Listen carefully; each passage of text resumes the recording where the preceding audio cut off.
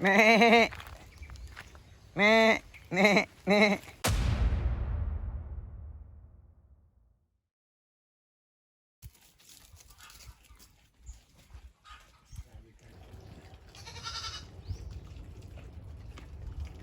Ang kawayan, pinuputol namin para gagawin ng poste para sa bakod ng kambing. Ito naman yung pinagawa kong bakod. Nagkabit sila ng cyclone wire at saka yung ginamit namin yung poste ng kawayan para matibay. Marami kasing kawayan dito sa lugar ko.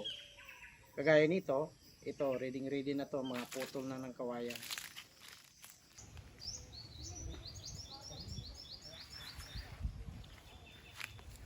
Ito naman yung babae at saka lalaki, yung puti yung lalaki.